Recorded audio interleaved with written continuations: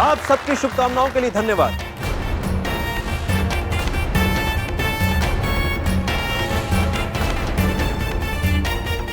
खाना लग गया है, आप प्लीज खाने के लिए प्रस्थान करें।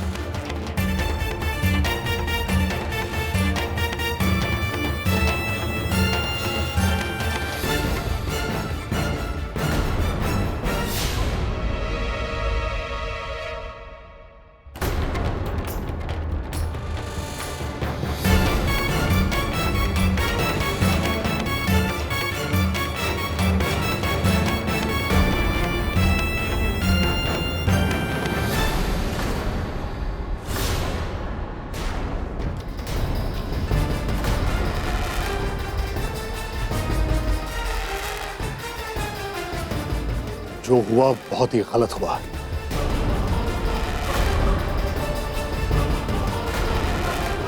आपके बेटे ने तो हमारी इज्जत कितनी आसानी से उछाल दी, जबकि मैंने आपको आस्था का जवाब पहले ही दे दिया था कि वो शादी नहीं करना चाहती।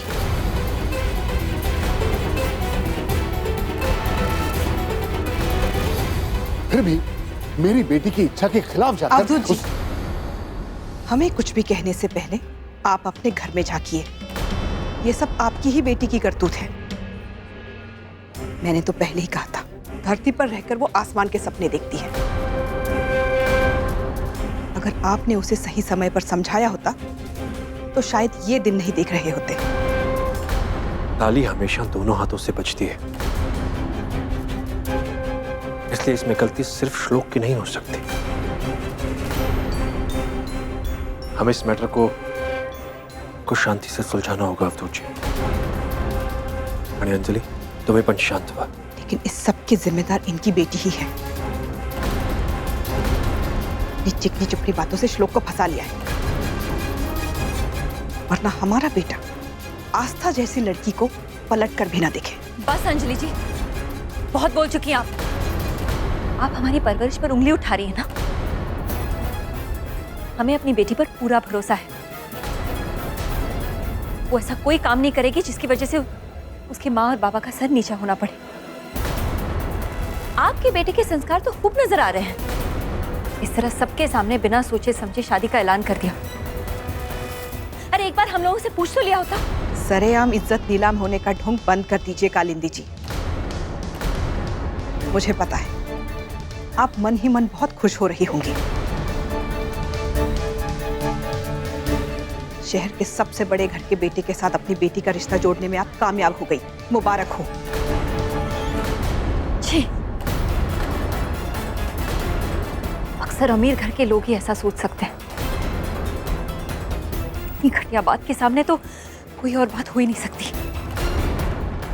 कालिंदी जी, अपमान सिर्फ आपका नहीं हमारा भी हुआ है, इसलिए हम आपस में कड़वी बातें ना करें तो ज्यादा अच्छा है।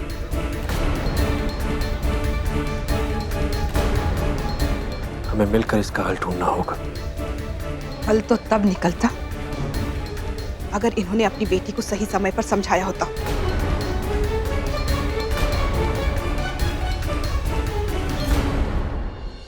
तब कहाँ गई थी इनकी इज्जत, जब इनकी बेटी रात रात भर ऑफिस में काम करती थी, किसी न किसी वजह से इस घर में आने के बहाने ढूंढती थी, श्लोक के साथ कोल्हापुर भी चली गई थी। अगर इन्हें तब आपत्ति नहीं थी तो अब इन्हें बोलने का कोई अधिकार नहीं है।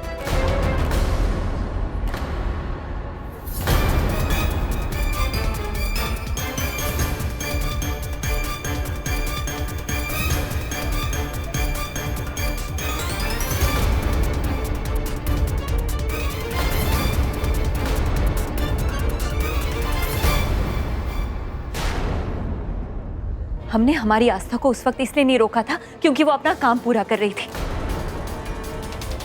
हमें अपनी बेटी पर पूरा विश्वास है।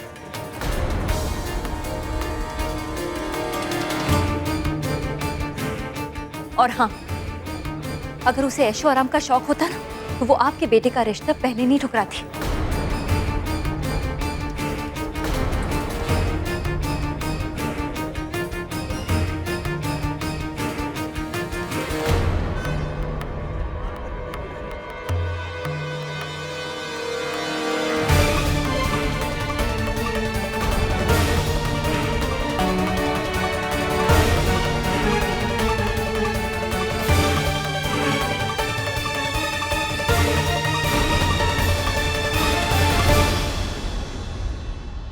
मुझे तुमसे ऐसी उम्मीद नहीं थी श्लोक। पूछ सकता हूं ये तमाशा करने का क्या मतलब था? तमाशा नहीं है बाबा, मैंने आपकी बात ही मानी है, वही किया है जो आप चाहते थे। मगर ये कब कहा था मैंने कि बिना मुझसे पूछे बताए अपना रिश्ता इस तरह से अनाउंस कर देना? बाबा मैंने हमेशा आपकी आज्ञा का पालन किया है।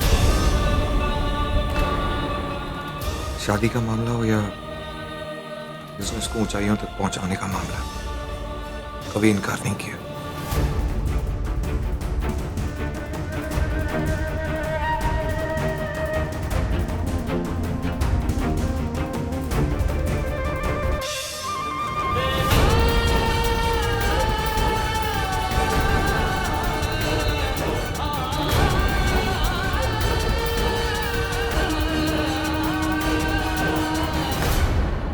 कुछ तो बोला होगा ना उसने इससे पहले, फिर ऐसे अचानक। मैं खुद नहीं जानती आई, मैं तो खुद हैरान हूँ ये सब। अरे हद है, ऐसा कोई करता है भला? अचानक ऐसे सबके सामने। कालिंदी मगर तू इसे क्यों डांट रही है? तो और क्या करूं आई? आपको पता है आई, श्लोक की इस हरकत की वजह से कितनी बेइज्जती हुई हमारी। नाम खराब कर दिया। बहुत गलत किया उसने, बहुत गलत किया। तसल्ली इसी बात की है कि हमारी आस्था ने वो रिश्ता पहले ही ठुकरा दिया था। उस घर में उन लोगों के बीच कभी सुखी नहीं रह सकती। अब उम्मीद यही है कि आज रात की इस घटना को सब लोग जल्द से जल्द भुला दें, वरना। पूरे आता, कब से तुम दोनों वही बातें कहिए जा रहे हो? जरा आस्था के बारे में सोचो, वो क्या सोच रही है, क्या महसूस कर रही है, वो देखो। चुपचाप बेचारी तुम लोगों की बातें सुन रही है। आस्था, तू तो दिन रात श्लोक के साथ काम करती थी ना, तुझे भनक भी नहीं लगने दी उसने? कुछ तो कहा होगा ना, बोल ना आस्था।